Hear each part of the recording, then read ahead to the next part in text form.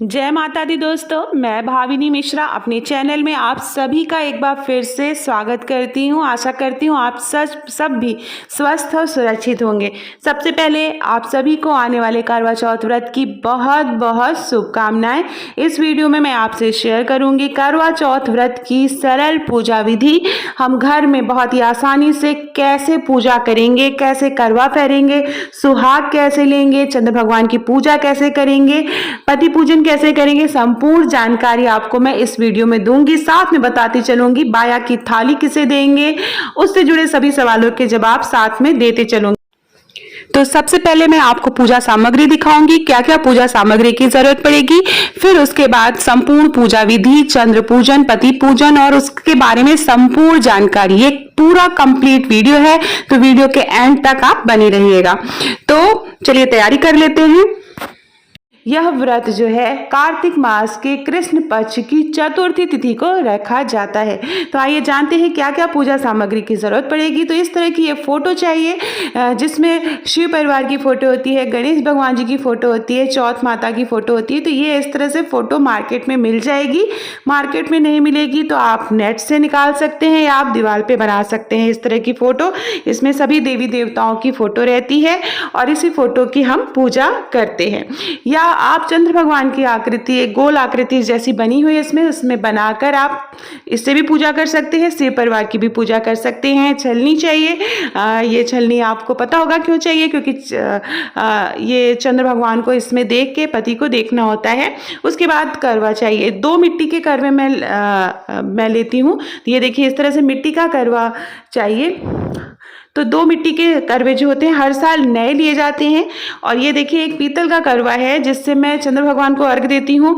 तो ये जो है मायके से लिया जाता है। जो पहला करवा चौथ का आप व्रत रहेंगी तो ये मायके के पैसे से ही खरीदा जाता है या मायके से आता है। उसके बाद क्या है, ये सरई है। सरई हमारे यहाँ लगाई जाती है। अगर आपके यहाँ सरई ना मिल पाए तो कोई बात नहीं, आप सरई न लगाएं। चूँकि हमारे यहाँ सरई लगाने की प्रथा है। तो इस तरह से मार्केट में ये सीकी होती है एक तरह से। और इस समय आपको जो है रोड के किनारे काफ़ी लगी हुई मिल जाती है इस तरह की सीकी। तो उसको हमें टोटी में लगाना होता है। इसके बाद करवा चौथ व्रत की कथा की किताब चाहिए। इस तरह से फूल माला चाहिए। आप कोई भी लाल रंग का फूल, पीले रंग का फूल आप ले सकते हैं, सफ़ेद फूल ले सकते हैं। उसके बाद लाल रंग की चुनरी माता को, चौथ माता को चढ़ाने के लिए चावल चाहिए। चावल कटा फटा टूटा फूटा नहीं होना चाहिए। ड्राई फ्रूट्स चाहिए जिसमें आप ले सकते हैं काजू, बादाम और ये गट्टा, रेवड़ी मैं चढ़ाती हूँ तो मैं गट्टा रेवड़ी चढ़ाती हूँ। बहुत से लोग लावा भी डालते हैं करवे में, तो आप लावा भी ले सकते हैं। अलग अलग घर में अलग अलग प्रथाएं हैं। उसके बाद दीपक जलाने के लिए घी का दीपक लेंगे। आचमनी करने के लिए गंगा जल। कलश आप अगर स्थापित करते हैं तो कलश स्थापना के लिए एक पीतल का लोटा लिया है, उसमें मैंने आम के पत्ते लगाए हैं। ये देखिए हल्दी, रोरी, अक्षत, सिंदूरा, जो आप शादी का सिंदूरा है वो हमेशा रखिए, पूजा में शामिल करिए। इसी से मैं सिंदूर चढ़ाती हूँ जो है। उसके बाद जो है माचिस, ये सारी चीज़ें हैं। मिठाई नैवेद्य चढ़ाने के लिए चाहिए। तो हमारे यहाँ चावल के लड्डू चढ़ाए जाते हैं, चावल के बने हुए लड्डू। तो वो आप बना सकते हैं, उसका बनाने का तरीका मैं लिंक बता दूंगी। नारियल, सिंघाड़ा, जो ऋतुफल है इस समय सिंघाड़ा आसानी से मिल जाता है, तो सिंघाड़ा चाहिए। और केला, सेब 4-4 की संख्या में हम चढ़ाते हैं। उसके बाद ये देखिए ये है बाया की थाली, जो सासू माँ को या जेठानी को दी जाती है। तो इसमें सभी श्रृंगार का सामान हम चौथ माता को चढ़ाते हैं। उसके बाद ये सुहाग का सामान हम अपने घर के बुजुर्ग जैसे सास हैं, जेठानी हैं, उन्हें देते हैं। तो श्रृंगार के सामान में आप कुछ भी चीज़ें दे सकते हैं। जैसे बिछिया मैंने ली है, इसमें बिंदी, सिंदूर, चूड़ी, मेहंदी, आलता, शीशा, कंघी, ये सारी चीज़ें हैं। या आपको जिसको देना है उसके पसंद की चीज़ें भी आप रख सकते हैं। ये देखिए क्रीम, पाउडर, तेल, नेल पॉलिश, लिपस्टिक, जो भी श्रृंगार का सामान है आपकी इच्छा पे है। आप जो देना चाहें, जो चढ़ाना चाहें वो श्रृंगार का सामान हम चढ़ाएंगे। मेन होता है सिंदूर, चूड़ी, बिंदी, ये सारी चीज़ें हमें, मेहंदी, ये सारी चीज़ें ज़रूर चढ़ानी चाहिए। उसके बाद मिठाई चाहिए सास को देने के लिए। बहुत से जगह पर चीनी का करवा से पूजा करते हैं, तो वही चीनी का करवे में मेवा भर के, ड्राई फ्रूट भर के सास को दिया जाता है। ये राजस्थान में ये प्रथा है, हमारे यूपी में ये प्रथा अभी नहीं है। यहाँ पर पीतल और मिट्टी के करवे से ही पूजा होती है। तो ये थी संपूर्ण पूजा सामग्री। अब हम पूजा की तैयारी करेंगे। सबसे पहले मैंने 2 मिट्टी के करवे लिए हैं, आप देख सकते हैं, और दोनों में मैं जल भरूंगी। और ये जो पीतल का करवा है इसको इससे मैं चंद्र भगवान को अर्घ देती हूँ। तो ये 2 मिट्टी के करवे हैं, इसमें जल भरेंगे, अक्षत कुमकुम रोरी डालेंगे, फूल डालेंगे और इसके ऊपर पात्र रखेंगे इस तरह से। इस पात्र में चावल भरेंगे। चावल भरने के बाद इसमें 4 गट्टे, 4 रबड़ी, 4 चावल के लड्डू आप रख सकते हैं, 4 जो है कोई मिठाई होगी वो रख सकते हैं, और 4 मैं सिंघाड़े का सीजन है तो 4 सिंघाड़ा रखूंगी। बहुत से जगह पर एक करवे में जल भरा जाता है और दूसरे करवे में ये सारी चीजें रखी जाती हैं, जैसे मेवा हो गया, लावा हो गया, पूड़ी हो गया, पुआ हो गया, फरा हो गया, तो या रेवड़ी कट्टा भरते हैं। तो अलग अलग जगह अलग अलग मान्यताएं हैं। मैं इसी तरह से पूजा करते आ रही हूँ, तो वही विधि मैं आपको बता रही हूँ, कई सालों से कर रही हूँ। इसके बाद जो है ये इसके ऊपर हम कलावा बांधेंगे, करवों के ऊपर इस तरह से कलावा बांधेंगे, और जिससे हम अर्घ देंगे पीतल का जो करवा था उसमें भी हम कलावा बांधेंगे। तो इस तरह से हमें इस तरह से कलावा बांधना है। और इस करवे के जो ऊपर जो पात्र है उसमें हमें सुपारी भी रखनी होती है। सबसे पहले एक हम चौकी लेंगे, इस तरह से चौकी लेंगे, उस पर लाल या पीले रंग का वस्त्र बिछाएंगे, गंगा जल से शुद्ध करेंगे, आचमनी करेंगे, व्रत का संकल्प करेंगे, उसके बाद पूजा का संकल्प करेंगे। उसके बाद मैंने ये देखिए इस तरह से प्रतिमा रख दी है। प्रतिमा रखने के बाद कलश स्थापना करेंगे। कलश स्थापना के लिए मैंने चावल लिया है, चावल से अष्टदल कमल बनाया है, उसके ऊपर हम इस तरह से पीतल का कलश रखेंगे। पीतल में जल भरा है, अक्षत कुमकुम है, उसके ऊपर आम के पत्ते या अशोक के पत्ते आप ले सकते हैं। उसके ऊपर चावल से भरा पात्र रखेंगे, उसके ऊपर दीपक इस तरह से रखेंगे। अब जो दोनों करवे हैं उन दोनों करवों को हम इस तरह से फोटो के बगल में रखेंगे। ये मैंने सरई लगा दी है, सरई हमारे यहाँ लगाई जाती है। तो सरई की जो संख्या होती है वह 7-7 की संख्या में सरई लगाई जाती है, क्योंकि 7 साहूकार की कहानी थी तो 7-7 की संख्या में लगाते हैं। बहुत से लोग 4 चौथ है तो 4-4 की संख्या में लगाते हैं। तो इस तरह से हम सरई लगा देंगे। इसमें सरई ना मिल पाए तो कोई बात नहीं, आप सरई ना लगाएं, हमारे यहाँ लगाई जाती है, आसानी से मिल जाती है मार्केट में, तो हम लोग लगाते हैं। उसके बाद सभी भगवान को हम गंगा जल अर्पित करेंगे, करवों को गंगा जल अर्पित करेंगे, कलश में गंगा जल अर्पित करेंगे। तो इस जो फोटो है इसमें सबसे गणेश जी बने हुए हैं, तो सबसे पहले सर्वप्रथम हम गणेश भगवान जी की पूजा करेंगे। उन्हें हम अक्षत कुमकुम रोरी लगाएंगे। भगवान शिव परिवार की फोटो है उनको हम लगाएंगे, चौथ माता को लगाएंगे, करवों में हल्दी लगाएंगे, कुमकुम लगाएंगे, सिंदूर लगाएंगे। तो करवों में भी हमें 4 बार 4-4 बार सिंदूर लगाना होता है। उसके बाद जो कलश हमने रखा है कलश पे भी हम उसकी भी पूजा करेंगे, उसमें भी सिंदूर लगाएंगे। भगवान गणेश को जनेऊ चढ़ाएंगे, जनेऊ में हम थोड़ा सा हल्दी लगा लेंगे और जनेऊ चढ़ाएंगे। दुर्वा मिल पाए तो आप भगवान गणेश को दुर्वा अर्पित कर सकते हैं। उसके बाद इस तरह से जो प्रतिमा है, जो फोटो है, उनको हम चौथ माता को चुनरी पहनाएंगे। इस तरह से लाल रंग की चुनरी आप जरूर लीजिए, लाल रंग की चुनरी ही पहनानी है। उसके बाद फूल चढ़ाएंगे, फूल माला पहनाएंगे। गणेश भगवान जी को सर्वप्रथम फूल अर्पित करेंगे। उसके बाद जो हमारे वहां पे भगवान की फोटो है, भगवान शिव, उनकी फोटो पे हम पुष्प अर्पित करेंगे। उसके बाद जो करवे रखे हैं उनको फूल चढ़ाएंगे, जो कलश हमने स्थापित किया है उनको वहां पे फूल रखेंगे। तो इस तरह से हमें फूल अर्पित करना है। जो कलश हमने स्थापित किया है उसके ऊपर हम दीपक जलाएंगे और पूजा में हम दीपक जलाएंगे, घी का दीपक जलाएंगे। बहुत से लोग 4 बाती बनाकर उसका दीपक जलाते हैं, तो आपके यहाँ जैसे होता है देख लीजिएगा। तो इस तरह से हम दीपक जला के रखेंगे, धूप बत्ती जलाएंगे और इस तरह से आरती करके वहीं पे स्थापित कर देंगे।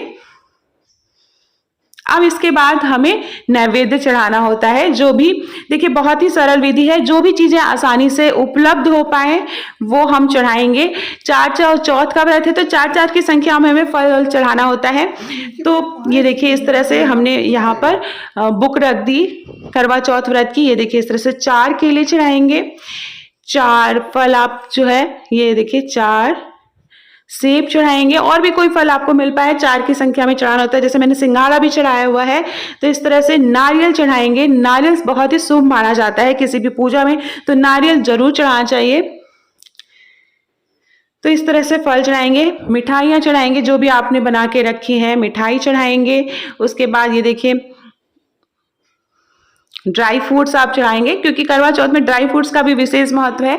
तो थोड़े से ही आप अगर आप चढ़ाना चाहें तो आप चढ़ा सकते हैं, जैसे काजू और बादाम चढ़ाएंगे। उसके बाद जो भी हमने भोग लगाया भगवान को, उसको हम चारों तरफ से जल से घेरेंगे।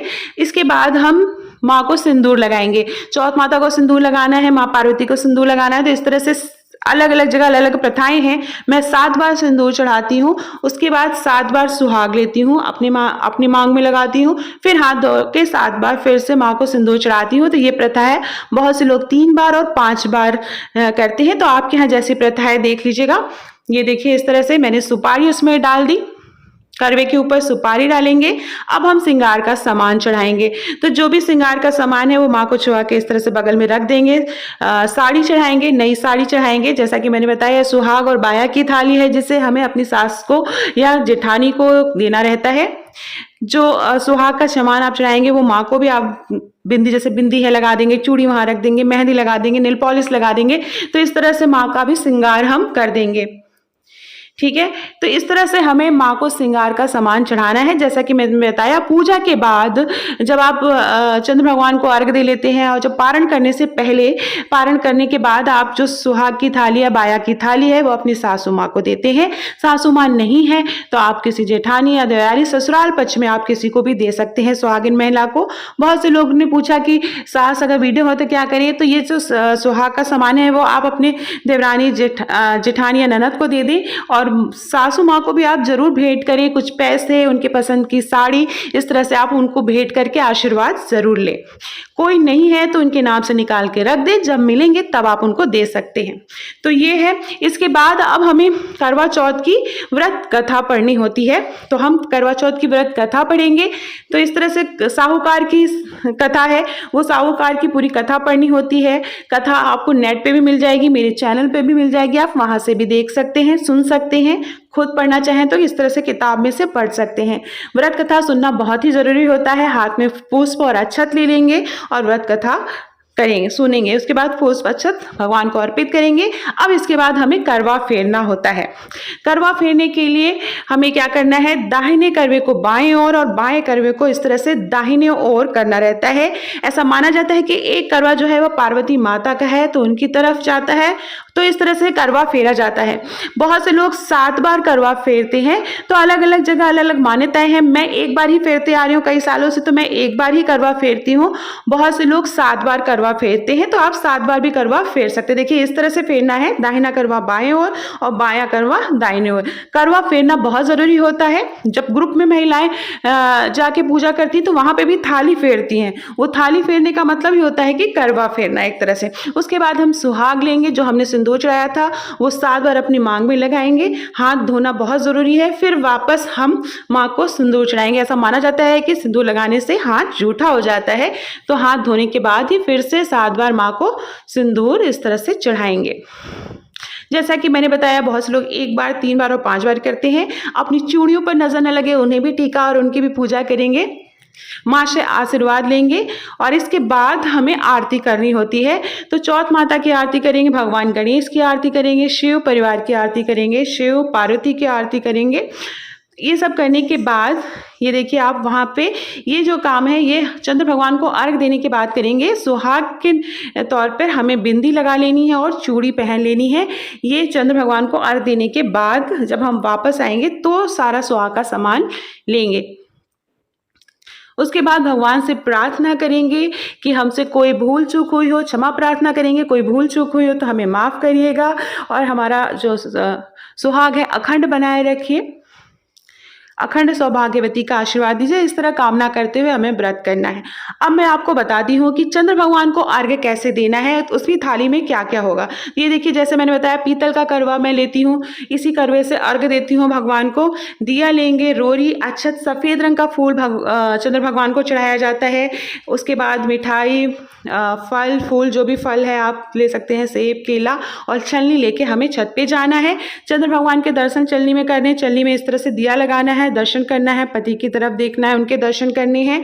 चंद्र भगवान की पूजा करने के लिए एक गोल आकृति किसी थाली में बना लेंगे और फिर उसमें फूल और सारा जो नैवेद्य है, जो पुष्प है, वो सारी चीज़ें चढ़ाकर फिर हमको जल अर्पित करना है, अर्घ देना होता है। अर्घ देने के लिए हमें एक बार जल गिराते हुए 4 बार फेरे करने हैं और 4 बार फेरे करने के बाद हमें अर्घ देना होता है।